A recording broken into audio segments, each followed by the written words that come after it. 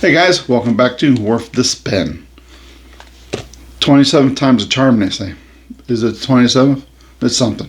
Anyway, I'm your host, I'm Jack. Thanks for tuning in. Appreciate everybody who watches my channel, who likes my videos, who subscribes, and who keeps coming back every time to hear what I got to say next.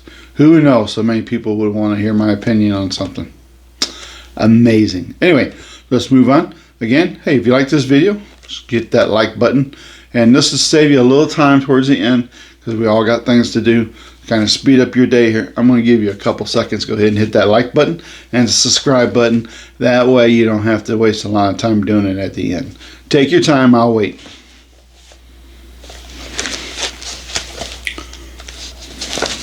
Done? Oh, sweet. Alrighty. So let's move on. So today we're going to talk about some more things that I have acquired, and that's what we do as collectors. We scourge the universe and the planet, and we turn over rocks, and we go through forest of poisonous snakes, and I was going somewhere with it, but I forgot my train of thought again. And anyway, so we find all these things that are precious and rare, and then we bring them home and we put them on that special shelf, and we go, I can take a breath. And then 20 seconds later, ooh, gotta find that. And we're off again. That is the plight of the collector. Alright, so not too long ago, a couple of videos ago, we were talking about price guides slash reference guides. And to me, price guides are reference guides because I don't look at them as far as what something's worth in value. I mean, if I go somewhere and I want to get something and I'm not sure what it should be or worth, then I'll check it out because I don't want to overpay for, like everybody else. I don't want to overpay for stuff. I don't make $1 million, and so you got to kind of be cautious about what you buy, and you don't want to overpay for something, obviously. But so we were talking about price guides and reference guides, and how I don't really use them so much as price guides. I use them as reference guides to make sure I get the right version of what I want and not to overpay for whatever that in particular item may be. And sometimes there's little things that make it a little bit different than the other thing. And, we all want to be able to say, hey, I have both versions, just the way it is. So this I was waiting on, and we talked about it. I said I had one coming, and I was waiting for it in the mail. And I was turned on to this by another YouTuber, and I forget the kid's name, a young gentleman's name, and I like his channel a lot. I'll have to look it up and tell you. But he's always used, this is what he uses, and he uses primarily this. He will use the Spicer books some, but this is the one he mainly used. So I've been kind of tracking it down. It's a bit of an expensive book, and I finally found one that was reasonable priced. Yeah, it's like, awesome. This is awesome is the way he describes it. So this book to me is, I would say, pretty close to a perfect reference guide for Beatles records. The only thing I don't like about this book is it doesn't have the albums and stuff and release order by the date that it came out. It's in alphabetical order. And I find that confusing because at the very beginning here, and I'll show you this book in a minute. I know you're like, what are you talking about? I'll show you here in a minute. So we start out with, all you need is love. That's how we start out. So I prefer order by release date, because it's quicker for me to find something if I need to find it. Instead I go, alphabetical. Let's see, A, B, C. And yes, I do that in my head. And, and then you get it, and then it's like, anyway, so it's alphabetical. I don't like alphabetical. So anyway, what we're talking about is price guide for the Beatles American Records. This is American Records only, and that's fine. It's the 6th edition, and this is from like 2000. Let me pretend to get it right here. 2009, 2007, and so it goes from 1962 all the way up to 2007, and that's this little gem of a book right here. So So if you have a chance to pick this up, I highly recommend you pick it up. This is to me, this is almost the perfect Beatles reference guide for American records. Again, only thing I don't really like is that it's in alphabetical order instead of a release date order, and it doesn't show. Doesn't really show. It shows the 45s, but it is if they're a picture sleeve. So if they're a regular sleeve, regular Apple sleeve or Columbia or whatever, it doesn't show that, and I wanted to see that too. But other than that, this is pretty darn good price guide. Now it does show the Beatles original albums or American 45s in the inside cover and in the order of release that they came out. So that's pretty cool. And on the back, in the back is the albums. And that's pretty cool too. So the way this book is broke up, so it's broke up Beatles singles and EPs. And it's kind of color coordinated, if you can see. It's color coordinated for easy flipping through to whatever you want, unless you're looking for it by date order. Beatles albums, George Harrison albums, John, Paul, Ringo, Pete Best and George Martin, Apple singles and albums, Dark Horse Records, and then compilation albums. And I like this. This is really cool. So let me show you. It's got some stuff in here, and it tells you about the singles and the different labels that they used and stuff like that. So that's pretty cool. And we're going to look. And it also tells you in here about cassettes, 8-track tapes with pictures. And that's pretty sweet. I don't collect the cassettes or the 8-tracks. But if I were to come across a bunch of them like at a really nice price, I would get them to put on and hang on the wall. If I can find a space on the wall for them, because that would be pretty cool, I think. It even breaks down, this is really cool, I think, breaks down all the different versions of the Hard Day's Night United Artists release. Look at that, that's pretty cool.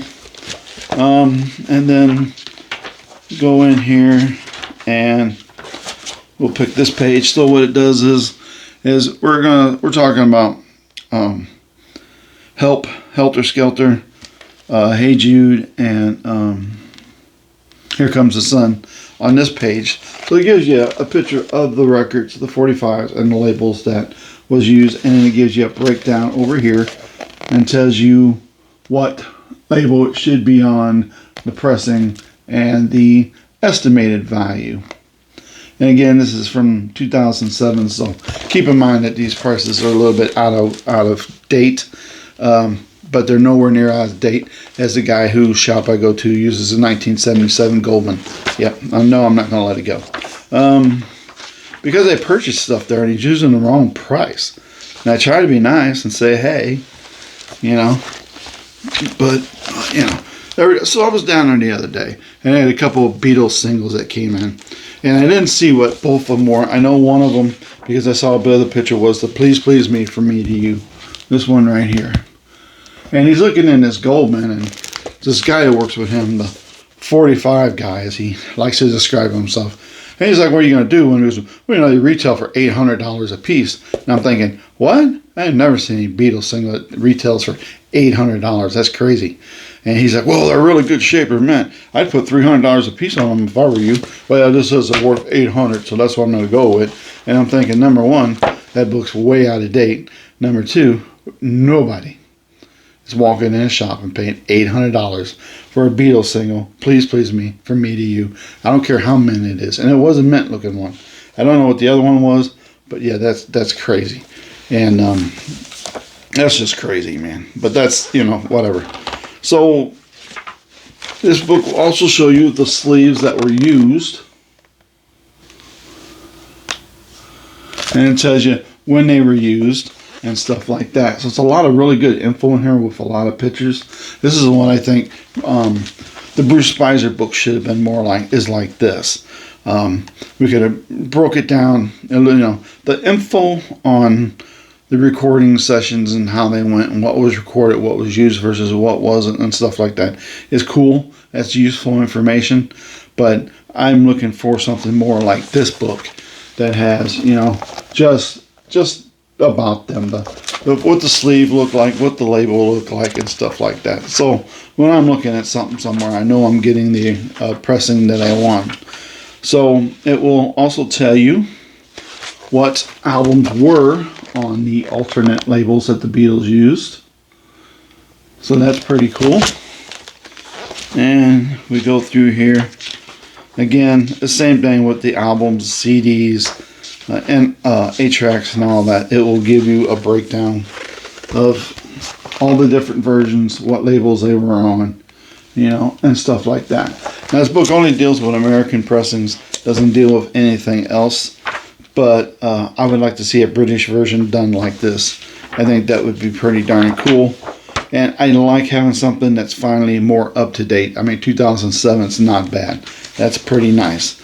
I like to see this like be, you know, the 7th edition and go all the way from 62 to like 2025, 2026, whatever. I like to see it more updated, but still, I really like it. I think this is a very, very good book. I'm glad I got a copy of it, and I didn't have to sell a kidney to get it, which is good because I can't afford to lose anything else. All right, so yeah, so there you go. This is good. I mean, I could be here all night or all morning, whatever, and doing, you know, showing you these different pages, and I don't really mind, but it'd be a pretty boring video, and somebody's like, I don't really care about that, so I don't do it. So anyway, if you get a chance, this is the one to pick it up. This is the one to pick up. This is a fantastic reference guide. It's a price guide, but again, I use them as a reference. But this is fantastic. I love this. I took a few days to go through this and look at it before I said anything. And I didn't want to say this is, you know, I got this, it's a great book, and then go through and find, oh, this book's really not all that great. This book is that great. So if you're looking for a near perfect reference guide for Beatles American albums and singles, 8-track tapes, cassettes, reel to reel, this is the book you want. It's really awesome. It does have a foreword by Bruce Spicer too. So there you go. That's well worth the purchase. All right, let's move on to the next thing that I have acquired. And this is one that hasn't been in my collection just because, you know, it's the greatest hits type thing. And I'm not big on greatest hits and live albums. I never have been. I think they're kind of a ripoff because you're just rebuying what you already got. And before you say, that's odd coming from a guy who has, you know, 12 copies of Abbey Road. Different in some ways. I know that sounds odd. Anyway, so this is Lennon Legend, the very best of John Lennon. It is not the very best of John Lennon. He has a lot more best songs than this. But anyway, this is a UK copy. And I picked this up for $10. You cannot beat that. From one of my more favorite shops that I went to. And I shot a little video, and I want to try to do a little video on some of my local record stores that I go to. Let you see what I kind of deal with when I go into these places and what I'm finding when I look. But I haven't gotten that done yet. So this is the albums. This is a UK copy. It's a first pressing, and it's got some surface scratching. And pretty much, you know, unless you've got $300 a record, you're going to wind up getting, you know, surface scratching on some stuff. I can't afford 100% mint. And I don't really know if I want any albums that are 100% mint. Because now you're one of those putting on gloves to touch it and put it on, or not play it. Like, ooh, I'm not putting a needle on that because that looks too pretty, you know. And so I prefer, you know, very loved playable copies. So there's that, and that's pretty cool.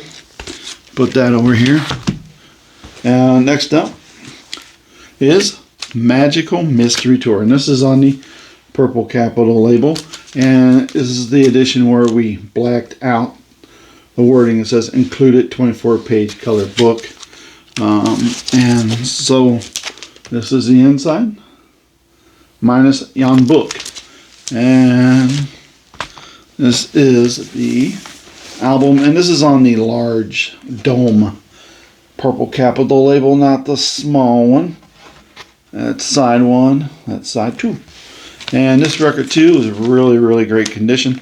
Sometimes a lot of places, you know, don't clean records, and that's fine, whatever.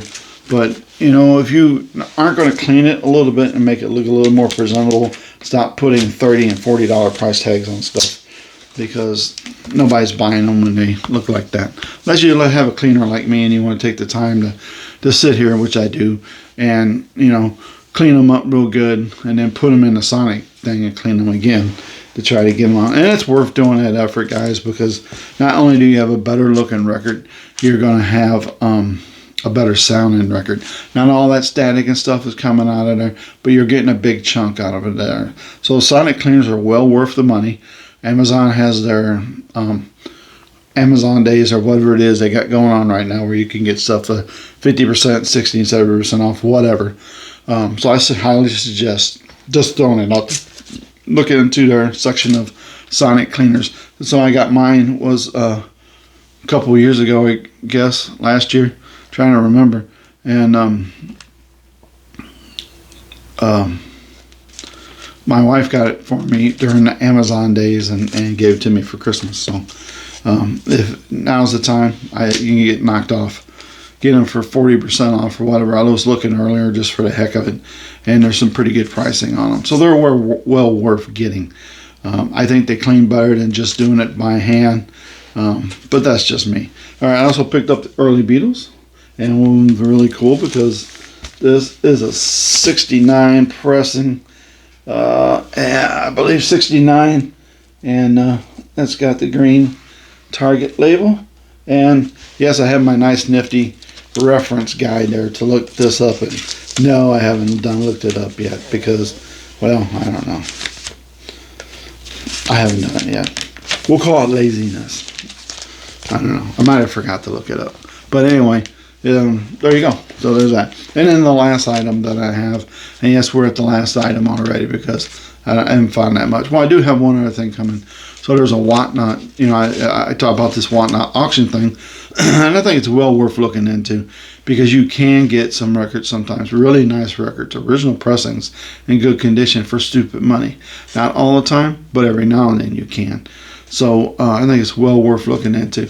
So I won a George Harrison What Is Life 45 sleeve, which I need because I don't have the original picture sleeve for my 45. And though I see it at record shows fairly regular for $10 just a sleeve, I'm like, I don't want to pay $10 for it. But I won this one for $4.95.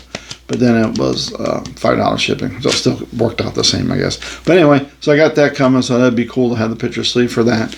And with that, I think I'm missing very few George Harrison picture sleeves right now.